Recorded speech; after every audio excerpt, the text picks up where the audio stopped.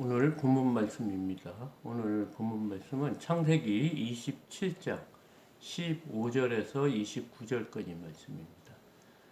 창세기 27장 15절에서 29절, 15절에서 29절까지 말씀. 이렇게 길어서 읽어가면서 보겠습니다.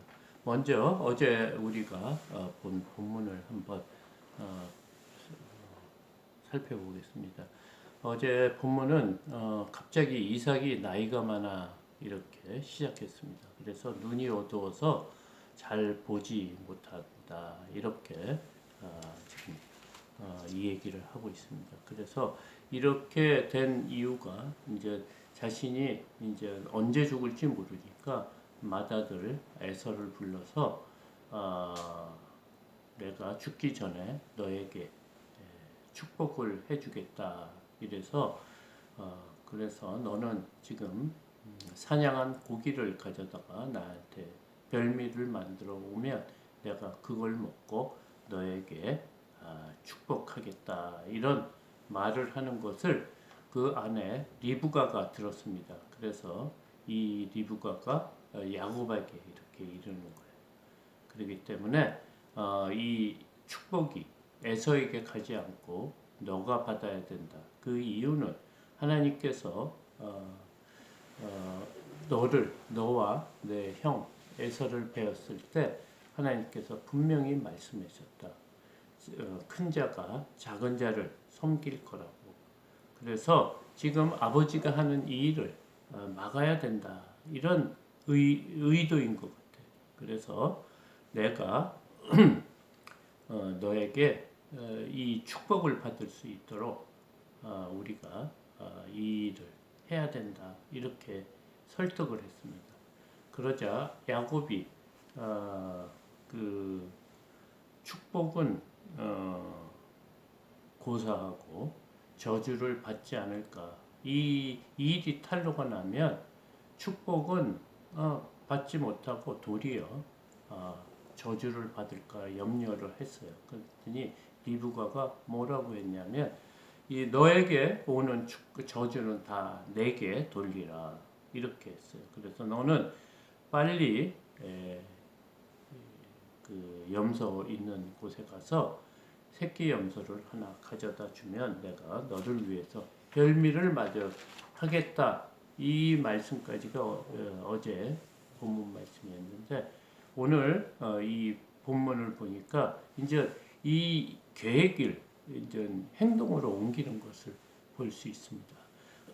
15절입니다. 리브가가 집안 자기에게 있는 그의 맏아들 에서의 좋은 의복을 가져다가 그의 작은 아들 야곱에게 입히고 지금 이제 자신이 생각한 것을 이제 실행으로 옮기고 있어요.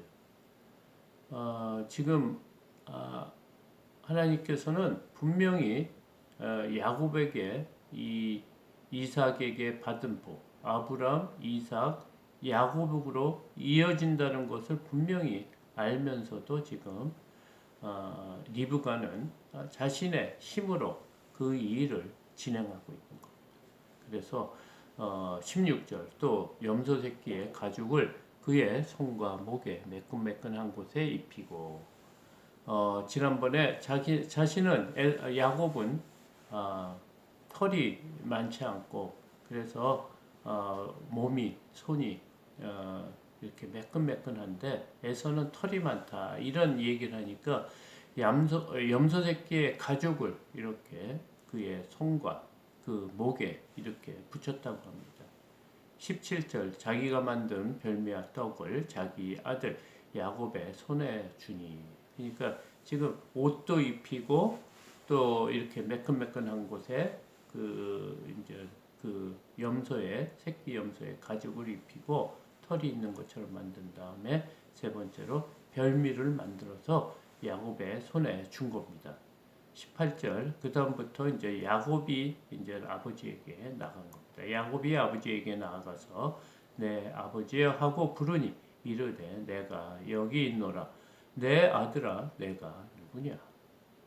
지금 야곱이 아버지 이삭에게 이제 별미를 가지고 이렇게 나가서 아버지 저가 왔습니다. 그러니까 내 아들아 내가 누구냐 지금 묻고 있는 거예요. 19절 야곱이 아버지에게 대답하되 나는 아버지의 맏아들 에서로소이다.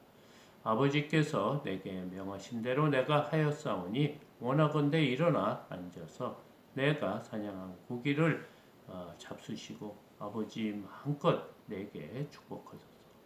지금 야곱이 거짓말을 하기 시작하는 거예요. 나는 당신의 맏아들 에서다 이렇게 얘기하고 당신이 나에게 명한 대로 내가 사냥한 고기를 가져다가 지금 음식을 만들어서 이렇게 가져왔습니다.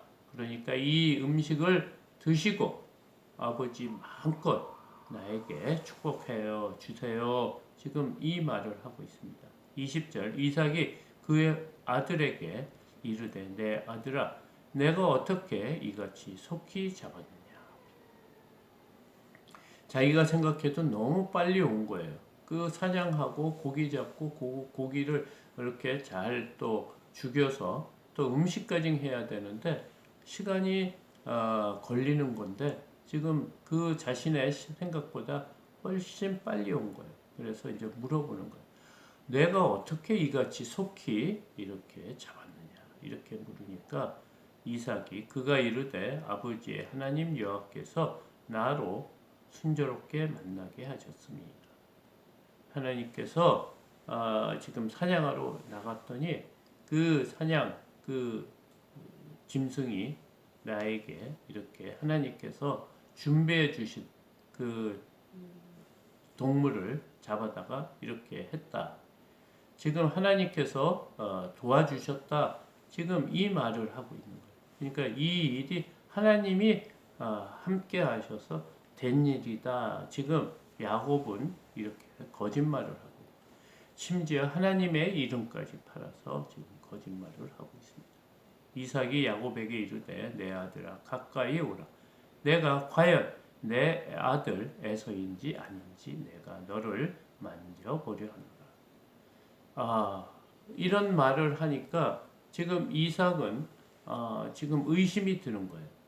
그래서 가까이 오라. 그래서 자신이 지금 눈이 어둡기 때문에 분별하지 못하기 때문에 손으로 만져보고 알겠다는 거예요. 그래서 22절 야곱이 그 아버지 이삭에게 가까이 가니 이삭이 만지며 이르되 음성은 야곱의 음성이나 손은 에서의 손이로다 하네. 그러니까 말 소리는 이렇게 알아듣는 거예요. 에서의 소리가 아니고 야곱의 손인데 이렇게 만져보니까 손에 털이 있는 것을 보고 이것은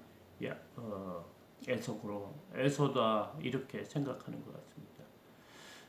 그 23절 그의 손이 형 에서의 손과 같이 털이 있으므로 분별하지 못하고 축복하더라. 지금 이삭이 분별하지 못하는 거예요. 영적으로 깨어있지 못하고 영적으로 둔한 거예요. 그러니까 하나님과 지금 교제가 이렇게 원활하지 않은 것을 지금 의미합니다. 어제도 얘기했지만 눈이 어두웠다는 것은 영적으로 어두운 것을 지금 의미하는 겁니다. 그러니까 하나님과 깊은 교제를 하지 않고 하나님의 말씀 따라 살지 못하는 것을 어제 이삭이 그렇다는 그것을 눈이 어두워져 그걸로 지금 보여주고 있는데 오늘 끝까지 분별하지 못한다 이렇게 말하고 있습니다. 이삭이 이르되 내가 참 내 아들이냐 그가 대답하되 그러하니이다. 지금 이삭은 계속해서 의심하는 거야. 너가 내 참 아들 에서냐 이런 말을 하고 있어요. 그러니까 지금 지난 본문에서도 이삭은 에서를 사랑하고 리브가는 야곱을 사랑했다 이런 말이 있는데 지금 참 내 아들이냐 그러니까 자신의 참 아들은 에서였던 거예요. 그런 의미가 지금 숨겨져 있습니다. 25절에 이삭이 이르되 내게 가져오라. 내 아들이 사냥한 고기를 먹고 내 마음껏 내게 축복하리라. 야곱이 그에게로 가져가매 그가 먹고 또 포도주를 가져가매 그가 마시고. 이제 자신이 이제 이 에서인지를 확신한 거예요. 그래서 이제 너가 사냥한 고기를 가져오라. 그리고 그것을 이제 먹고 포도주도 마셨다고 합니다. 그의 아버지 이삭이 그에게 이르되 내 아들아 가까이 와서 내게 입맞추라. 다시 한번 확인하는 거예요. 어떻게 확인하냐? 그가 가까이 가서 그에게 입맞추니 아버지가 그의 옷에 향취를 맡고, 그러니까 냄새까지 이제 확인하는 거예요. 손과 냄새, 또 청각 이런 거를 활용해서 이제 에서인지를 더 확인하는 것 같습니다. 그 향취가 아들의 향취인 거예요. 에서의 옷을 입힌 거 아니겠습니까? 그에게 축복하여 이르되 내 아들의 향취는 여호와께서 복 주신 밭의 향취로다.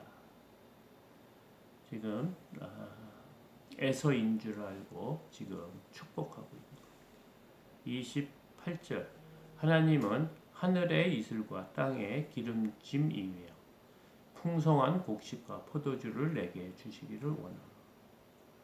하나님께서 너에게 복을 주는데 하늘의 이슬과 땅의 기름짐이여. 그러니까 이 땅에 너가 살면서 자연의 어떤 그 비가 올 때는 비가 오고 또 해가 뜰 때는 해가 있어야 될 때는 해가 있고, 이런 자연의 현상과 또 땅의 기름짐, 그러니까 농사나 목축을 할 때 땅에 풍성함이 있어야 되지 않겠습니까?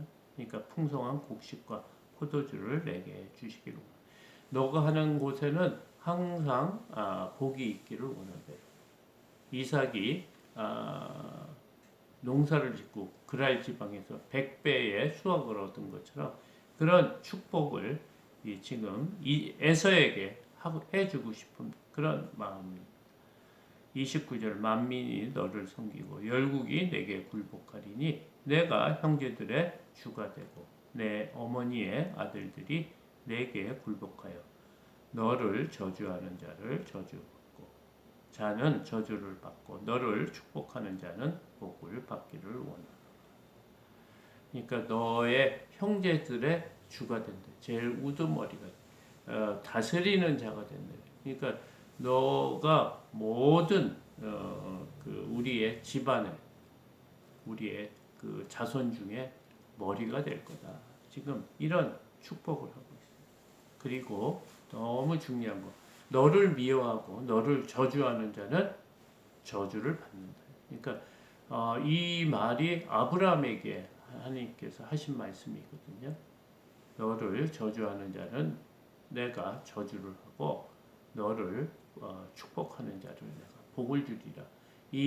이것이 얼마나 큰 우리의 힘이 되는지 모릅니다. 우리의 원수들은 이 땅에 우리를 넘어뜨리게 하고 우리를 속이고 우리를 괴롭히고 우리를 해하려고 하는데, 그런 원수들을 내가 갚는 것이 아니고 하나님께서 저주를 하고 너를 도와주고 너를 위해서 힘쓰는 자를 위해서 내가 축복하겠다. 이것처럼 큰 축복이 없는데 이 축복을 지금 하고 있는 거예요. 오늘 이렇게 하나님의 사람으로서 지금 야곱이 하나님의 그 복을 이어갈 사람인데 지금 하는 행동은 무엇입니까? 지금 하나님을 제대로 모르는 거예요. 자신의 힘으로 하나님의 축복을 받으려고 하는 리브가와 야곱을 알 수 있습니다. 그와 반면 이삭은 지금 영적으로 어두워 있는 거예요. 그러니까 하나님과 원활한 관계를 못 갖고 있는 거죠. 그러니까 영이 아주 둔해져 있는 거예요. 어두워져요. 그러니까 분별하지 못하는 이런 상황입니다. 우리가 이 땅에 살면서 언젠가는 이 땅을 떠나야 됩니다. 그러니까 우리의 믿음이 어떻게 돼야 되는 거냐면 젊었을 때는 우리가 잘 모르고 또 혈기도 있고 우리의 또 꿈도 있고 또 하나님에 대한 깊은 또 은혜를 깨닫지 못하기 때문에 우리의 믿음이 하나님 위주보다 내 위주로 갔다고 하면 우리가 나이를 먹을수록 점점 하나님 앞에 가까이 가는 게 복된 삶이에요. 이렇게 새벽 기도를 드리는 게 젊은이들한테는 이해가 안 될 거예요. 사실은 참 어려운 거예요. 그러나 우리가 삶을 이렇게 살다 보니까 50년, 60년, 70년을 살다 보니까 이 세상에 있는 모든 것이 우리의 뜻대로 되고 우리의 의욕대로, 우리의 생각대로 되는 게 아니구나. 우리 이 너머에 이 세상 뒤에 어떤 분이 계시구나. 그분이 하나님이시구나. 근데 그 하나님이 우리를 위해서 우리는 멸망하고 죽을 수밖에 없는 죄인인데 그 죄인을 구원하기 위해서 이 땅에 당신의 독생자 자신이 온 거죠. 천지를 만드신 창조주가 피조물을 위해서 이 땅에 오셔서 십자가에 달려 우리의 죄를 다 씻어주시고 우리를 구원하시기 위해 이 모든 구원의 길을 인도하신다는 것을 우리가 깨닫기 때문에 나이가 들수록 더 하나님 앞에 가까이 가는 게 복된 삶이고 또 지혜로운 삶인 거예요. 이 세상에 어떤 것보다 어떤 귀한 것보다 목숨보다 귀한 건 없어요.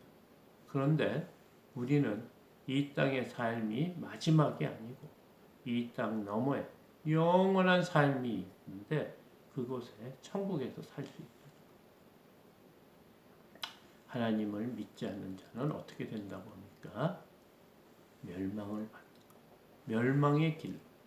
그것은 모든 사람들은 멸망의 길로 갈 수밖에 없는데 하나님께서는 우리를 구원해 주셨다. 그 믿음을 가지고 또 오늘 하루 승리하시는 복된 하루 되시기 바랍니다. 감사합니다.